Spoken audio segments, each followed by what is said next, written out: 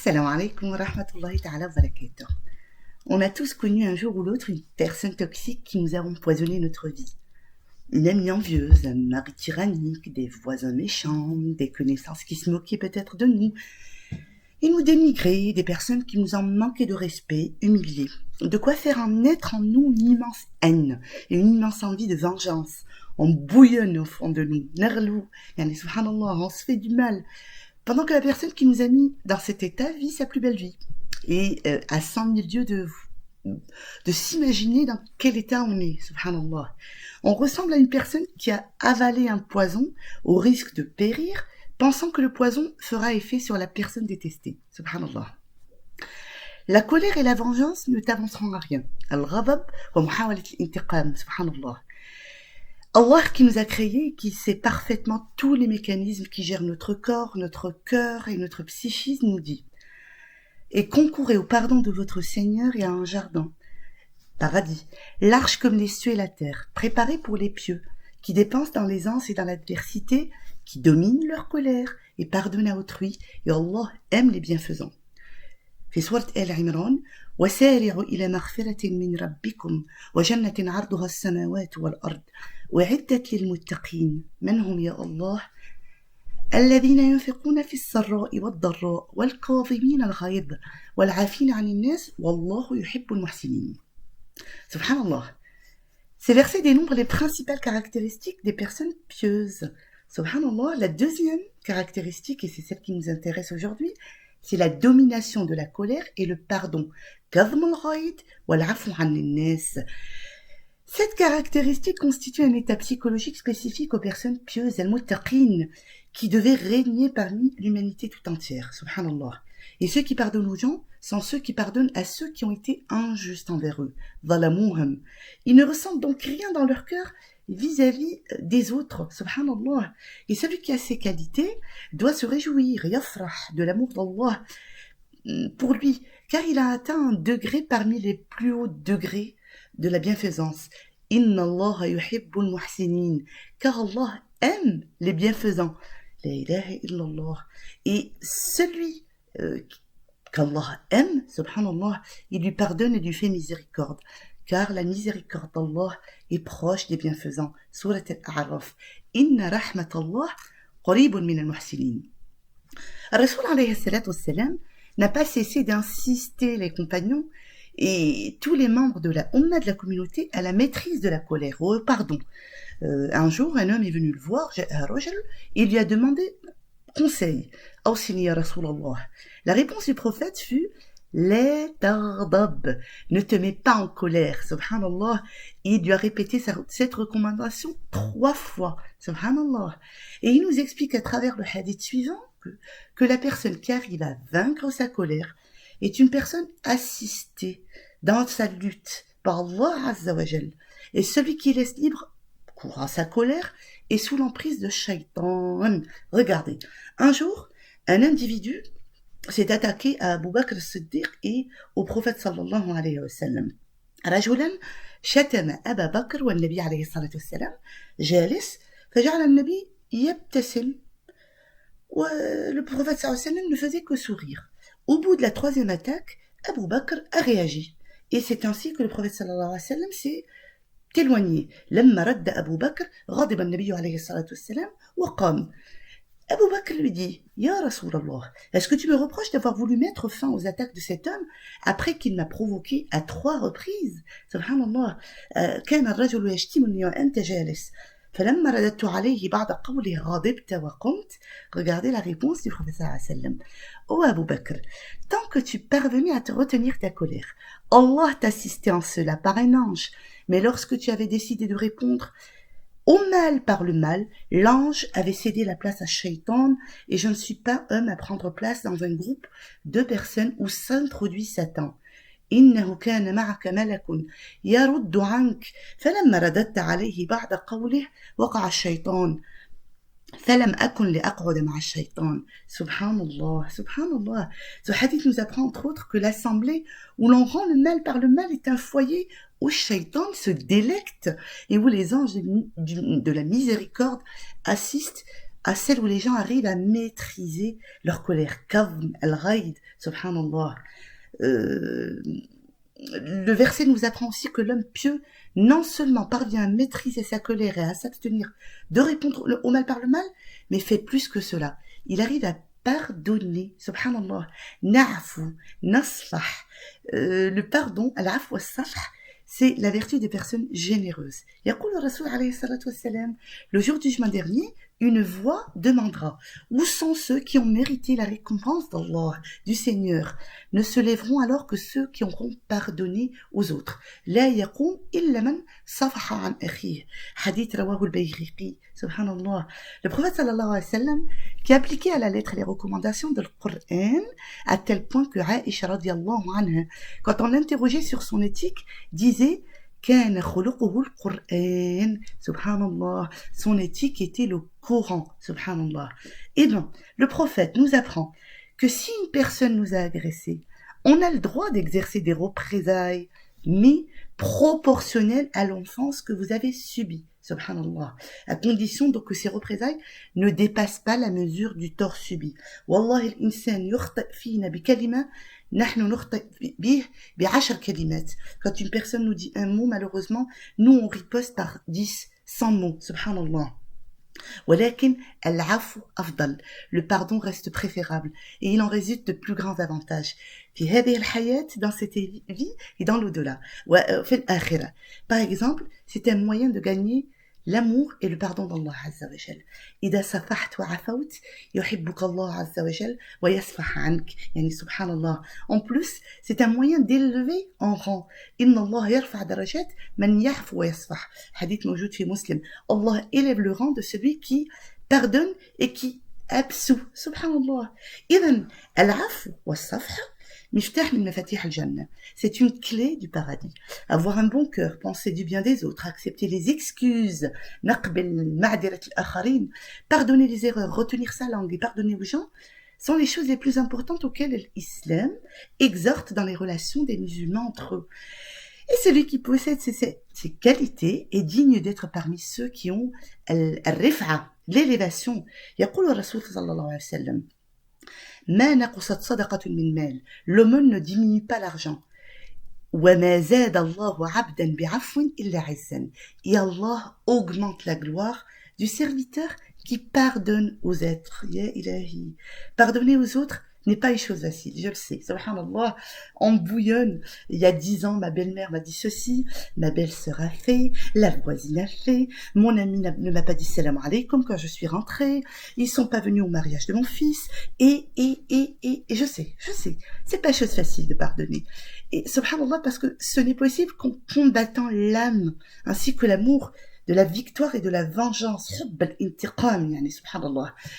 Ceci requiert un niveau de foi assez haut. يعني الإيمان لازم تكون في درجة معينة pour pouvoir vaincre les désirs et les plaisirs de l'âme. لمحاربة هذه النفس الأمارة بالسوء.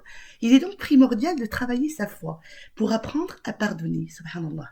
Le pardon et la clémence, donc nisyan الزلات والعفو, des autres sont des qualités de al-anbiya wa rasul, des prophètes et des messagers. Donc, où sont ceux qui les imitent? أين من يعني يقتدي بالنبي عليه الصلاة والسلام? On aime tous le prophète عليه الصلاة والسلام. Donc, pourquoi ne pas le prendre au modèle? لماذا لا نقتدي به? Il suffit pas de dire j'aime le prophète. Il faut suivre les pas du prophète sallallahu alayhi wa sallam.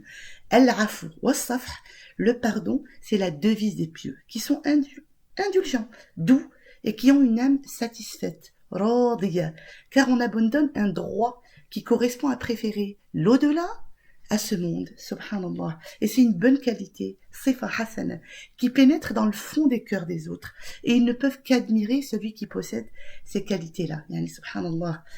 Ouais, l'afou, le pardon ne se limite pas seulement au pardon en apparence. Yani, nqul bilsani samahtuk, ghafartu lak. Mais ça doit être aussi un pardon intérieur, dans le cœur. Subhanallah. العفو من القلب, عفو حقيقي, يعني سبحان الله, ce qu'on appelle la clémence. D'ailleurs, dans ce sens, on souhaite qu'Allah Azza wa Jal يعفو عنا. عائشة كانت تدعو في رمضان: اللهم أنت عفو تحب العفو fa'fu anni. Allah, tu es certes clément, tu aimes le pardon. Efface tous mes péchés. Al-afu, ça signifie effacer complètement le péché et abandonner le blâme apparent, subhanallah, concernant ce péché-là. Est-ce qu'on n'aimerait pas être dans ce cas-là, quand on sera entre les mains d'Allah Azza wa Jal, quand on sera jugé le jour du jugement dernier? On doit être avec autrui comme on aimerait qu'Allah soit avec nous. C'est ce qu'on appelle fait l'islam as-safh al-jamil. Regardez la parole. As-safh al-jamil. Allah yaqulu fil Coran dans le verset 85, pardonne-leur donc d'un beau pardon. Fasfah et safh al-jamil. Pardonne-leur et oublie leurs fautes, car Allah aime certes les bienfaisants. Dans Surat Al-Ma'ida, le verset 13, Ya'fu anhum, wasfah, inna Allah yuhibbul muhsinin, inna Allah yuhibbul muhsinin. Les Sahaba étaient ainsi. Le prophète sallallahu alayhi wa sallam était ainsi. Quand on lui demandait d'invoquer Allah Azza wa Jal contre les mécréants, que disait le prophète sallallahu alayhi wa sallam? Allahumma aghfir li qawmi innahum qawmun la ya'lamun wa la yafqahun. Allah pardonne à mon peuple, ce sont des gens qui ne savent pas, ce sont des gens qui sont ignorants. Il pardonnait les fautes de son peuple, Quraysh, qui lui a craché dessus, qui lui a jeté des pierres, il a été traité par les siens de menteur, vous vous rendez compte, de sihr, kadib, sihr, de sorcier. Et malgré ça, il disait, Ya Allah, pardonne à mon peuple, ce sont des gens qui ne savent pas. Abu Bakr as-Siddiq également, subhanallah, qui a été très touché par son cousin, subhanallah, Mistah ibn Utata, qui a sorti des ragots concernant Aïcha lors de Hadithat al-Ifk, subhanallah. Aïcha, qui accompagnait le prophète sallallahu alayhi wa sallam dans l'expédition de Ben al-Mustaliq, s'était éloignée du campement pour ses besoins et constatant au retour qu'elle avait égaré un collier en agate reçu par sa mère Aïcha, était revenue sur ses pas pour le chercher. Elle a perdu ainsi du temps et quand elle est revenue à la caravane, elle s'était rendue compte que le convoi était parti et présumant qu'il reviendrait la chercher, en apercevant son absence, a attendu sur place et ce fut un homme de l'arrière-garde de l'armée, Safwan ibn Mu'attal al-Sulami, qui l'a retrouvé et qui l'a, subhanallah, raccompagné vers le convoi. Des ragots sont sortis concernant Aïcha. C'était des ragots terribles, Hadithat al-Ifk. Et parmi ceux qui ont sorti les ragots, il y avait un cousin de Abu Bakr as-Siddiq qui était pauvre et que Abu Bakr prenait en charge matériellement depuis des années. Quand il a sorti les ragots sur sa fille, il s'est mis en colère, Ravib, et il a voulu couper, subhanallah, ses faveurs à son cousin. Et bien regardez, Allah Azza wa Jal, dans Surat An-Nur, a donné cet ordre à Abu Bakr as-Siddiq. ولا يأتل أولو الفضل منكم والسعة أن يؤتوا أولي القربى والمساكين والمهاجرين في سبيل الله وليعفوا وليصفحوا ألا تحبون أن يغفر الله لكم والله غفور رحيم لا إله إلا الله. Et que les détenteurs de richesses et d'aisance parmi vous, là Allah s'adresse à Abu Bakr, ne jure pas de ne plus faire de dons aux proches et aux pauvres et à ceux qui émigrent dans le sentier d'Allah, qu'ils pardonnent et absolvent. N'aimez-vous pas qu'Allah vous pardonne? Ya Allah est pardonneur et miséricordieux. Ya Allah. Je sais que c'est pas évident, je sais que c'est pas facile, mais laissez-moi vous rappeler encore ce beau hadith de l'homme, subhanallah, qui a voulu savoir comment on fait pour rentrer au paradis. Un jour, Kana Nabi alayhi salatu wa salam fait le masjid, assis avec d'autres hommes, et il vit un homme rentrer et il les informa les compagnons que cet homme faisait partie des gens du paradis. Il fit cette chose 3 jours de suite.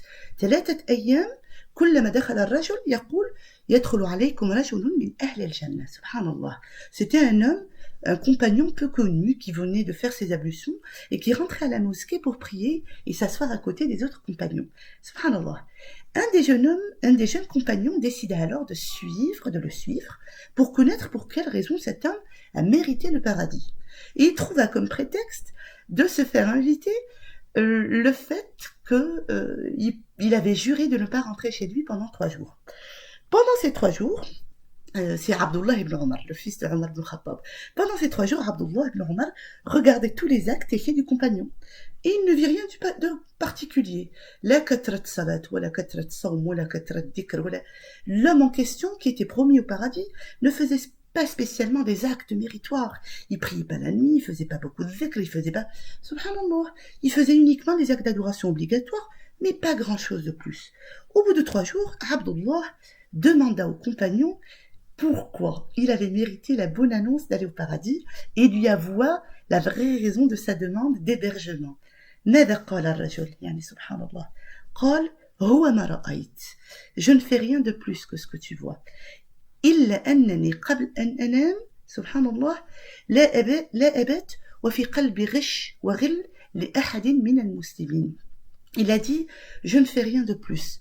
Seulement, chaque nuit, avant de dormir, je pardonne à tous ceux qui m'ont fait du mal ou offensé. Je ne dors qu'avec un cœur sain, pur et sans haine. يا الله لا غش ولا حقد ولا غل على أحد من المسلمين إن شاء الله تكون من أصحاب الجنة. Tu seras parmi les gens du paradis, même si tu fais pas beaucoup de lecture de Coran, même si tu ne donnes pas beaucoup de sadaqat, même si tu donnes pas beaucoup de, subhanallah, de sadaqat, ou que tu fais pas beaucoup de prières surrogatoires. Et finalement, j'ai laissé le plus beau verset du Coran pour la fin, subhanallah. Allah dans le Coran nous apprend comment réagir avec les gens qui nous font du mal, qui nous blessent, qui nous humilient, subhanallah. Il nous dit, ولا تستوي الحسنة ولا السيئة ادفع بالتي هي أحسن فإذا الذي بينك وبينه عداوة كأنه ولي حميم. La bonne action et la mauvaise ne sont pas semblables. Repousse le mal par ce qui est meilleur et voilà que celui avec qui tu avais une animosité devient tel un ami chaleureux. Subhanallah. Pardonner et subhanallah c'est pour plaire à Allah Azza wa Jal, man taraka lillahi shay'an, awadahu Allahu khayran minhu. Celui qui abandonne quelque chose pour l'amour d'Allah Azza wa Jal, Allah la lui remplace en mieux. Donc, il faut apprendre à pardonner, bi'idhnillah Azza wa Jal, encore mieux repousser le mal en faisant du bien, et on aura alors la baraka d'Allah Azza wa Jal qui nous aidera à mieux nous sentir quand on pardonne. C'est pour nous, subhanallah, on gagnera en paix intérieure, on gagnera en joie de vivre, et en plus on méritera le paradis. Barakallahu fikum, wassalatu wassalamu ala sayyidina wa habibina Muhammad, et bi'idhnillah, à demain, inshallah. Assalamu alaikum wa rahmatullahi wa barakatuh.